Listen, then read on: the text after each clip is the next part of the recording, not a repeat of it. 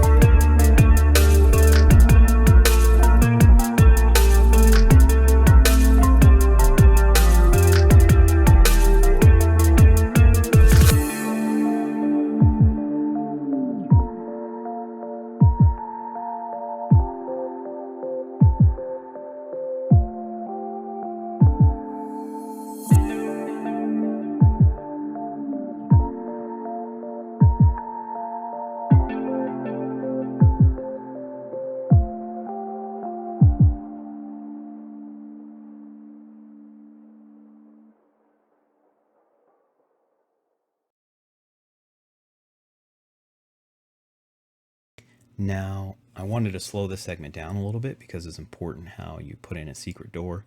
Give yourself 4 corners and then match these up exactly so that the lighting syncs up perfectly.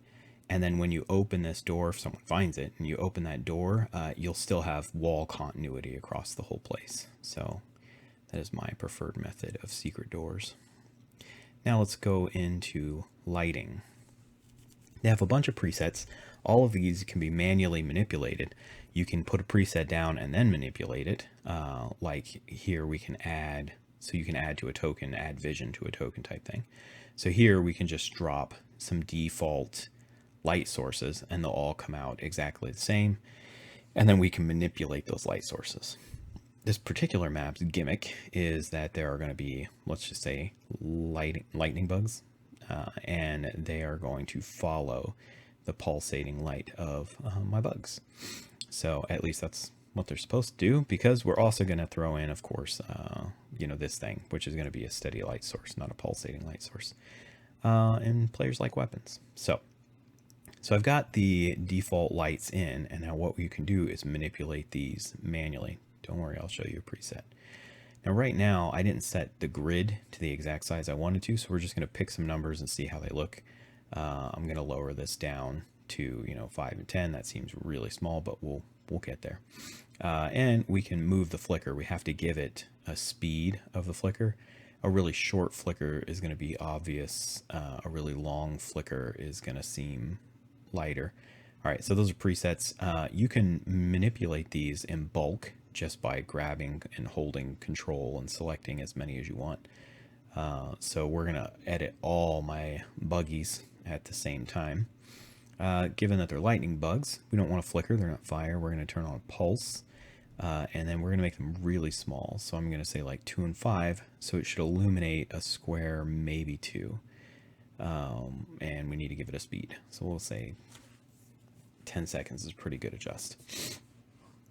So these pulses are big, but we can manipulate the grid size. I don't need to sit here and fiddle with this because the token size is going to matter too. I want them to be able to fit in all the hallways. So what we'll do is adjust the grid. Let's see the grid, and I think it defaults at 50 pixels. So if you set your maps to a 0, that's how I set my maps, about 1,000. So let's move this to 25. This will divide the grid evenly, and I like the front room. Seems like the hallways have at least one clear 5-foot step. Let's look at some of the straightaways. For the most part, good. Straightaways here, good. I've got at least a 5-foot square in the diagonals. Straightaways room is good. All right, so this grid is fine. I don't need to. You can fiddle with the grid for days. So I don't try to match it up perfectly, but now our pulses are much smaller. Those 2 and 5 squares, so those 2 to 5 feet is much better. Okay, but that does mean, yeah, this guy needs to be adjusted. So that's too little. Let's leave the flicker, double the size, and see how that looks. Okay, there's a better distance on light. We'll slow it down. It's like a lantern or something. All right, so now that we've got this room somewhat eliminated, this is the room the players are going to start in with the lantern on the desk. This is where their elven compatriot has brought them. And they're going to be instructed to follow the light to find the entrance of where they're going. I think I'd have to start explaining plot, so let's not go there. All right, this item over here is a glowing sword. I don't want any flicker. I like the distance because I want it to draw them in. I want them to see this light come in.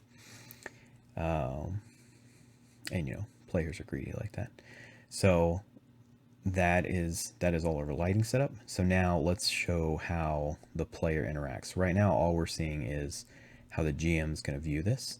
What we're going to need is to create a player, and of course it'll be the all-fabled Bob or Bobby, and we'll grab a picture so Bobby is more readily seen.